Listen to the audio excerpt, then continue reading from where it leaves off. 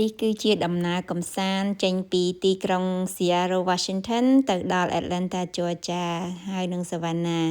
ចាហើយនេះគឺជាថ្ងៃទី1ដែលយើងបានទៅដល់ចុះពីយន្តហោះភ្លាមគឺយើងទៅជួលឡានហើយបើកចេញទៅក្រៅក្រុងចាបងប្អូនហើយមើលទេសភាពតាមផ្លូវគឺថាត្រជាក់ចិត្តមែនតែន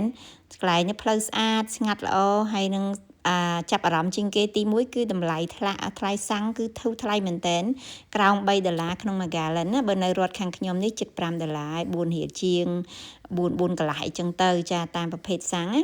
ចាហើយនេះគឺកំពុងតែ set up ឡានហ្នឹងឲ្យដាក់ម៉ាបចាដើម្បីបើកផ្លូវទៅផ្ទះក្មួយប្រុសខ្ញុំហ្នឹងណាហើយទៅនេះចូលទៅដល់សវណ្ណាហើយបងប្អូនទីក្រុងគេថោនគេទូចល្មមឯងប៉ុន្តែស្អាតមានរបៀបរៀបរយហើយដូចថាត្រជាក់ហ្មងដើមឈើគឺស្អាតមែនតែនខ្ញុំស្រឡាញ់ដើមឈើនៅខាងហ្នឹងមែនតែនចាជិះទៅកន្លែងណាក៏ឃើញតែស្អាតដែរហើយនេះយើងឆ្លងកាត់ទីក្រុងគេមួយនាំទៅដល់ផ្ទះគាត់ហ្នឹងឥឡូវហ្នឹងក៏បានជួបគ្នាបងថ្លៃគាត់នៅផ្ទះក្មួយក៏អត់នៅផ្ទះទេគាត់ឡៃមានការទៅក្រៅអញ្ចឹងក៏យើងដើរថត view ក្នុងផ្ទះគាត់មាន swimming pool មានអីផ្ទះគាត់ស្អាតនៅជិតមាត់សមុទ្របងប្អូនចាហើយដើរលេងមកសន្ទុះហត់ឥឡូវមកដល់ពេលបាយល្ងាចជុំគ្នាឥឡូវហ្នឹងបាយល្ងាចមានអីបងប្អូនថ្ងៃនេះមានក្តាមចាក្តាមសមុទ្រយើងធំហើយនោះចៅហ្នឹងហើយក្តាមហើយនឹងឃុំចាឃុំទូចគេហៅម៉ាសូលចាឆ្ងាញ់ណាបងប្អូនចាគ្រឿងសមុទ្រចូលចិត្តគ្រឿងសមុទ្រអញ្ចឹងញ៉ាំរាល់ថ្ងៃហ្នឹងហើយថ្ងៃទី1បានក្តាមហើយនឹងម៉ាសូលហ្នឹងហើយមានក្លាមនោះទៀតប៉ុន្តែញ៉ាំអត់អស់ទេច្រើនមុខពេកអញ្ចឹងទុកសិនហើយនេះព្រលឹមឡើងមកគឺថាមើលទៅទេសភាពស្រស់ស្រាយមែនតើបងប្អូនអើយស្អាតហើយខ្យល់អាកាសត្រជាក់បរិសុទ្ធហ្មងថានៅជាប់មាត់ទឹកដែរហ្នឹងផ្ទះគាត់ម្លងមកផ្ទះទៅគឺដល់មាត់សមុទ្រហ្មងចាអញ្ចឹងទៅខ្យល់ពីសមុទ្រមកទៅសៀករហូតចាហើយស្អាតជាងគេដើមឈើនេះ ពេលដែលខ្យល់ធ្លាក់មកអញ្ចឹងចាហើយនៅខាង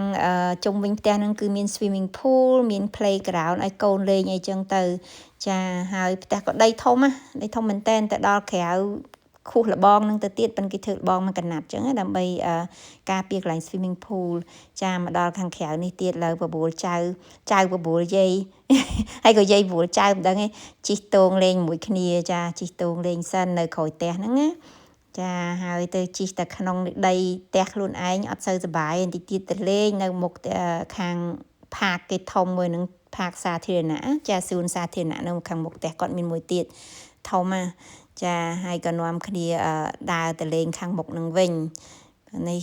ចៅក៏អាយុ8ឆ្នាំហ្នឹងហើយនេះប្អូននេះ4ឆ្នាំចានាំគ្នាទៅលេងផាកនៅទល់មុខនេះឈ្មោះ Wilmington Island ហ្នឹងណាចា community park របស់គេនឹងគឺតាណាក៏ឃើញតែដើមឈើនឹងស្រឡាញ់អាវ៉ាហ្នឹងមែនតើស្អាតណាស់បងប្អូនអើយចាហើយលេងហត់អស់ចិត្តទៅឥឡូវនាំគ្នាចេញទៅខាងក្រៅម្ដងទៅមើលគេធ្វើ high parade បងប្អូននៅមាត់សមុទ្រចានៅជីប្រហែលជា20នាទីពីផ្ទះគាត់មកដល់កន្លែងសមុទ្រនេះចាគេមានបិទផ្លូវបិទអីចឹងដើម្បីគេលេងcelebrate ថ្ងៃ Irish ហ្នឹងគេហៅ St. Patrick's Day ណាបងប្អូនចាហើយនឹងគឺជាតំបន់មួយដែលថាពេញនិយមបងប្អូនភ្ញៀវមកពីគ្រប់ទិសទីចាគេមកជួបជុំគ្នានៅហ្នឹងគេធ្វើធំដុំរាល់ឆ្នាំចឹងណាចាហើយថោនហ្នឹងតូចទេប៉ុន្តែមនុស្សចូលមកច្រើននៅពេលថ្ងៃ St. Patrick's Day ហ្នឹងហើយពួកខ្ញុំពីមកជាមួយបងថ្លៃខ្ញុំហ្នឹងក៏ដើរលេងទៅមាត់សមុទ្រមកជុំគេដែរទៅព្រោះអីបានជាមកដល់សមុទ្រហើយប៉ុន្តែអត់បានយកគ្រឿងសម្រាប់ការពារកម្ដៅថ្ងៃអីមកអញ្ចឹងទៅក៏មិនហ៊ានទៅនៅយូរប៉ុន្មានដែរព្រោះអីខ្លាចsunburn ណាបងប្អូនខ្លាចរោលកម្ដៅថ្ងៃព្រោះខ្ញុំចាញ់កម្ដៅថ្ងៃហ្នឹងហើយអញ្ចឹងទៅក៏រៀងមកកលុំភួយហងរុំរហូតហើយពាក់មួករហូតអត់ហ៊ានឲ្យត្រូវថ្ងៃទេកូនកំមុំអញ្ចឹងចាព្រោះអីខ្លាចស្នាមជាប់នៅនឹងបដ ாய் ព្រោះអីខ្ញុំចាញ់ថ្ងៃចាហើយពីអ្នកបងថ្លៃដូចគ្នាលើហុំរហូតហើយតិចទៀតយើងដើរលេងនៅខាងក្រោមនឹងមើលទៅខ្យល់ដីខ្សាច់ខ្លាំងពេកឡើងទៅខាងលើស្ពានវិញ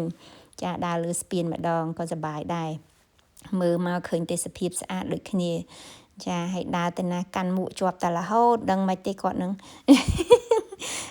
ប៉ុន្តែបើមិនកាន់ទេហើបាត់ទៅលើនឹង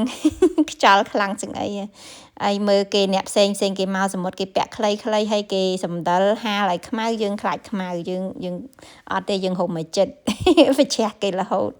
តែបងប្អូនមិនចាប់អារម្មណ៍មើលអ្នកដែលមកថ្ងៃហ្នឹងចឹងភាកច្រើនត្រូវមានសម្លៀកបំពាក់ណាមួយនៅក្នុងម្ដងខ្លួនយើងត្រូវមានពណ៌បៃតងជាប់